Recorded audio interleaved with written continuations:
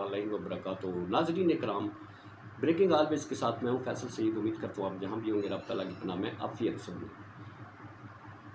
सदर मुमलकत के पर काटने का बिल मंजूर। नवाज शरीफ साहब की वापसी के लिए रास्ता हमवार। इलेक्शन कमीशन की इख्तियारात में इजाफा। इस पर बात करते हैं। नाज़रीन इकराम, आपको मालूम है कि इस मुल्क में इंतखाबात को लेकर जिस तरह से इस मौजूदा गवर्नमेंट में शामिल जमातों की एहसाब शल हो चुके हैं, इसके लिए वो नित नए कोई ना कोई कानून बनाते हैं, तरमीम करते हैं, बिल पास करते हैं। वो चाहे नैब के एक्ट्स हों या सुप्रीम कोर्ट के ऊपर जो है उसके इख्तियारात पर कदम लगाना हो या अवाम को किस तरह से दबाना हो, सब चीज़ें जो है वो की जाती है। नहीं किया जाता, कोई बिल मंजूर नहीं किया जाता, कोई प्रेस कॉन्फ्रेंस नहीं की जाती, कोई आवाज़ नहीं उठाई जाती।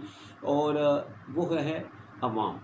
अवाम के लिए आपको थ्रू इनके रजीम के दौरान जो है आपको कुछ भी नज़र नहीं आएगा। को अवाम का, हाँ अलबत्ता अवाम को ज़बरदूस करने के लिए सारे प्लान हैं।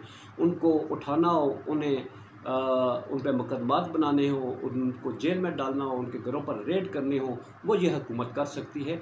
दिया कुछ नहीं है, ज़लील व ख्वार करके रख दिया है। अब आते हैं जल्दी से जी, जो कानून मंजूर किया गया है, ये इलेक्शन एक्ट 2017 का एक तरमीमी एक्ट था, जिसको अब बाकायदा कानून की शक्ल दे दी गई है। इस कानून के मुताबिक जो है पहले नंबर पर तो जनाब नवाज शरीफ साहब वापस होंगे, दूसरे नंबर पर सदर के इख्तियारात कम, तीसरे नंबर पर इलेक्शन कमीशन भरपूर किस्म का बाख्तियार अदारा बन गया। अब ये कैसे हुआ? वो इस तरह से हुआ कि जनाब सदर ममलकत को, आपको मालूम है कि इख्तियार था तारीख देने का। सुप्रीम कोर्ट ने कहा कि सदर तारीख दें, चूँकि सूबाई गवर्नर्स तारीख नहीं दे रहे थे। सदर ने तारीख दे दी, इलेक्शन कमीशन को उस पर अमल करना था, मगर इलेक्शन कमीशन के पेट में मरोड़ उठ रहे थे कि हम सदर से क्यों पूछें। तो अब सदर से पूछने वाला काम जो है वो इस हुकूमत ने आसान कर दिया है। सुप्रीम कोर्ट का हुक्म था, अभी जो नज़रसानी की अपील जो पड़ी हुई है वहाँ पे सुप्रीम कोर्ट में, उसमें भी इलेक्शन कमीशन ने ये कहा ना कि आपका इख्तियार नहीं, आप जनाब मोहतरम जज साहिब, आप ऑनरेबल चीफ जस्टिस साहब, हमें क्यों कहते हैं आपके हम इलेक्शन करवाएँ? आपने पहले भी हुक्म दिया, उस हुक्म को वापस लें। ये आपका हेडेक नहीं है, ये हमारा हम चूँकि बाख्तियार अदारा है, ये हमारा काम है। तो अब हुकूमत ने ये बिल जो है, इसकी रूह से इलेक्शन कमीशन जो है शेड्यूल में रद्द-ओ-बदल भी कर सकता है, इंतखाबात की तारीख दे सकता है, और वो सदर से किसी तरह का मशवरा करने का पाबंद नहीं, और ना ही सदर का अब वो इख्तियार रहा कि वो तारीख दे सके। यूँ सदर मुमलकत के पर जो है काट दिए गए। दूसरे नंबर पर नाअहली केस। इस बिल के मुताबिक 5 साल की नाअहली और उसके बाद वो नाअहली ख़त्म हो जाती है। इस कानून में इस बात पर स्टैंड लिया गया है, चूँकि आइन में नाअहली ताहयात नाअहली की मुद्दत का तयन नहीं किया गया, वो 1 दिन के लिए, 2 दिन की, 4 दिन के लिए, माह, 2 माह, 3 माह, 6 माह, साल, 2 साल कितनी है। तो हुकूमत ने उस मसले को हल करते हुए अब नाअहली की मुद्दत का तयन कर दिया है। जिस दिन फैसला होगा नाअहली का, उससे वो दिन शुरू होंगे, और एग्जैक्ट 5 साल पूरे होने के बाद वो मेंबर जो नाअहल होगा वो अहल हो जाएगा। दोबारा से मतलब है वो जो कुछ जिस सिलसिले में वो पहले नाअहल हुआ था, वो फिर वही कुछ कर सकता है, फिर बाख्तियार है वो करने के लिए। तो वो उसकी मुद्दत 5 साल की होगी। इसमें जो फैज़याब होंगे उसमें जनाब मोहम्मद नवाज शरीफ साहब सफ़े अव्वल में होंगे, जहांगीर तरीन साहब होंगे। नवाज शरीफ साहब का तो मेरा ख्याल है 5 साल हो ही गए होंगे, गालिबन अब होने वाले होंगे, वो तो तशरीफ़ ले आएंगे।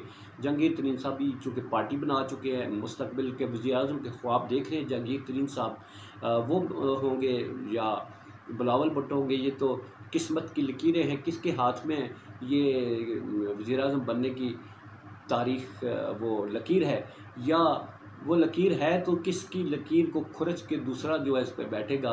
उस हाथों की लकीरों में तरमीम जो है वो भी ये गवर्नमेंट कर सकती है, इख्तियार दे दिया गया है।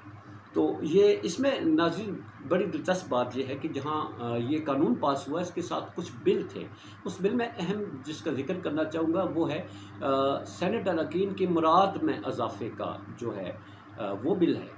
ये सेनेट में आपका क्या ख्याल है? ये गरीब लोग हैं, ये लखपति भी नहीं है, करोड़पति अरबपति जिनके घरों में गाड़ियों के बेड़े हैं, बड़े बड़े फार्म हाउसेज हैं, एक नहीं कई की इनकी जनाब कोठियाँ हैं, जायदादें हैं, ज़रई ज़मीनें हैं, मुल्क में आने जाने का, पूरी दुनिया में सफ़र करने का, हमारे जेबों से पैसे जो निकलते हैं उस पर अय्याशियाँ करने का, मज़ीद हम तो पहले ही मरे हुए हैं। हमारी जेबों से हमारा वो जो हमारी हड्डियाँ हैं उनके जो गुर्दा है वो अब ये निकाल कर मुराद दे रहे हैं कौमी असम्बली फिर सेनेट में।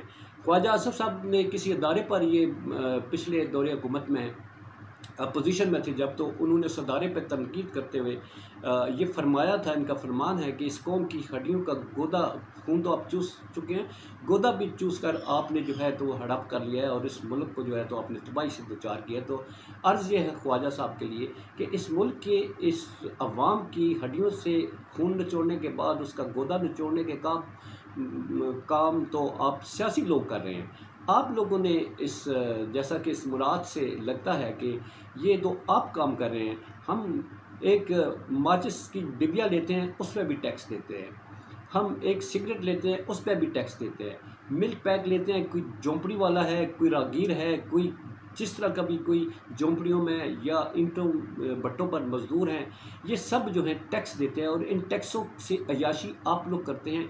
बड़े बड़े ईवानों में बैठकर मुराद और ये बड़ी बड़ी जो पेट्रोल जिनका मुफ्त आता है, घरों के बिजली के बिल जो है वो हमारी जेबों से जा रहे हैं। तो ये है गरीब कौम की जो अमीर हुकूमत जो है और अशराफिया का दौर है जी, इसमें गरीब का जिक्र कहीं नहीं होता। गरीबों के लिए है कि उनके घरों की चारदीवारी फलांग कर जाए, उन्हें उठा लें, गायब कर दें, उन्हें जेलों में डाल दें और उनको देना कुछ नहीं है। ये गरीब की किस्मत में पाकिस्तान में बदकिस्मती से। अपना बहुत सारा ख्याल रखिए। पाकिस्तान जिंदाबाद, पाक अफवाज पाइंदाबाद।